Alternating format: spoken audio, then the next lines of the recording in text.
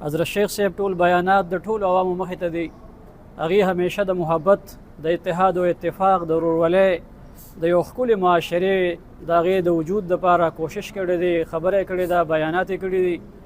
او دا خبره به یې کوله چې دې ملک کې د امن راشي او بیا د دې ملک هر باشنده هغه د خوشحالۍ یو ژوند تیر کړي.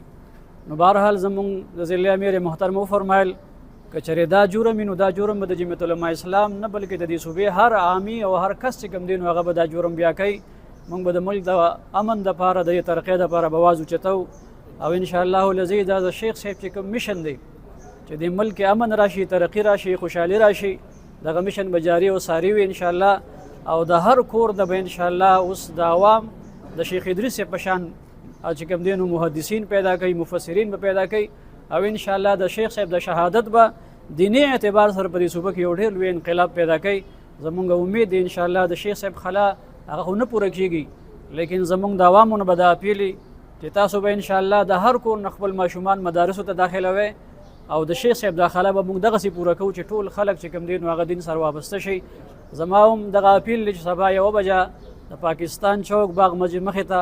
د جمعیت علماء اسلام زیر اهتمام چې کوم مظاهره ده نو دا د ټول قوم احتجاج دی، دا د هر مسلک احتجاج دی، د هر طبقه احتجاج دی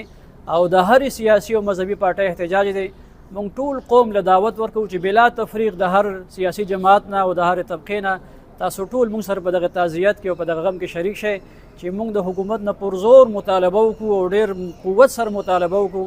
چې هغې د شیخ صاحب د قاتلان چې کوم دا ظلم یې کړی دا ګرفتار کړي.